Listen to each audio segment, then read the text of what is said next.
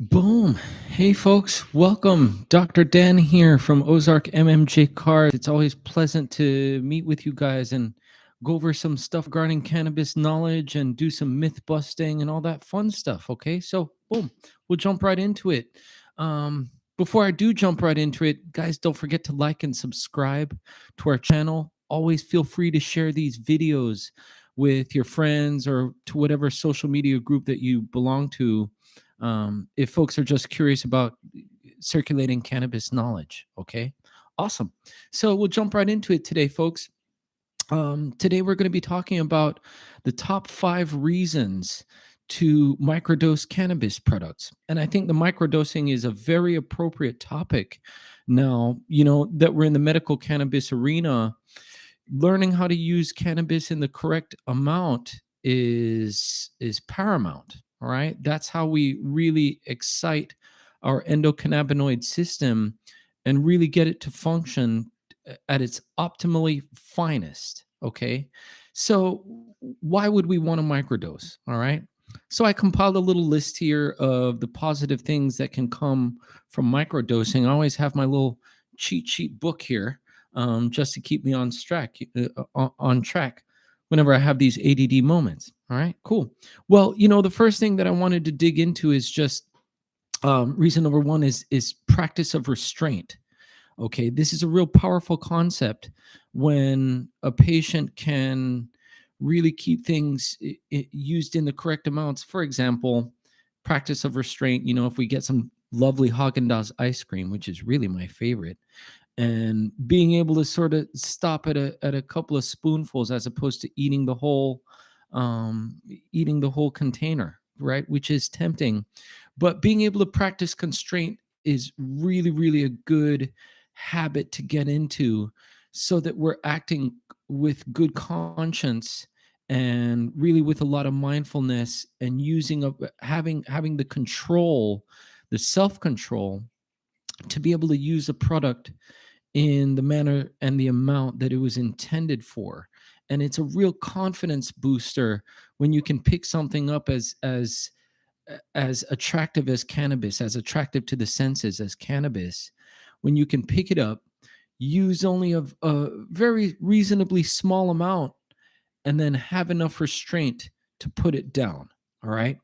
Practicing restraint is a really, really important concept when you look globally at the subject of lifetime wellness. Okay, it's the thing that keeps us disciplined, and we can always go to bed feeling confident that we took our day the right way and didn't abuse something that we did have the option to use improperly. All right, so there's that real good confidence builder. Um, Second thing I wanted to dig into why microdosing might be a good idea, excuse me, is we create small windows of opportunities for happiness, windows that otherwise wouldn't be there. Let me dig into this a little bit more. So, when we microdose cannabis, we're still able to maintain our forebrain thought and our linearity of thinking, right? Our clear, lucid, mindful thinking, while at the same time being able to lend ourselves to an elevated state. That's a real happy medium. And if we were to either not dose cannabis or dose in an amount more than recommended, more than a microdose amount, then we might not be able to enjoy that small window of opportunity. If we dose too much, all of a sudden our forebrain thought and our clear thinking becomes a little bit more clouded and stony and lethargic, right? We've passed that happy little point, that happy little medium where we can get that lift but still have our linearity of thought. So when we have that microdose opportunity, now all of a sudden we have this window in our day, this happy little window in our day where we can really engage ourselves fully, right? The circulation of our psyche, we can be present for, and we're not clouded by stony lethargy. All right. It's a beautiful way to just have a small respite in the day where we can get symptom relief, where otherwise we might not have had that opportunity. All right. So that's really, really a good thing. And being able to have that dependably day after day, that's really, really a confidence builder, because we can look forward to these moments, and these moments don't have to come at a cost. So that's the beauty of having the restraint of the microdosing experience. Okay. So moving right along, guys. Um, so the a thing that I want to touch into as point number three is that we're able to keep ourselves sensitive to THC. All right, we don't run into tolerance. This is a big, real big, important one that I do like to lean into, and that's really the foundation and the basis of microdosing. In a nutshell. Let me explain further. When we use cannabis products in amounts that exceed, the happy medium, what happens is over time our cells will withdraw that CB1, that cannabinoid 1 receptor, the THC receptor.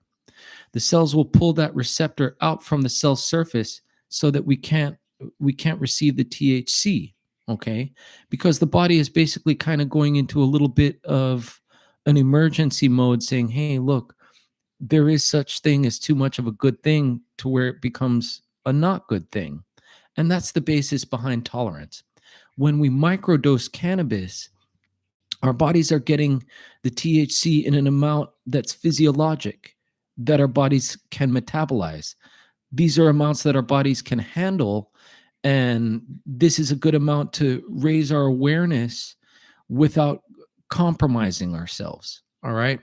We can totally embrace the euphoria, that elevated psyche state, without compromising our forward thinking, right? At the point, once we compromise our forward thinking, we know we're heading into that road going towards tolerance, where maybe we're using escalating doses to get the achieved effect.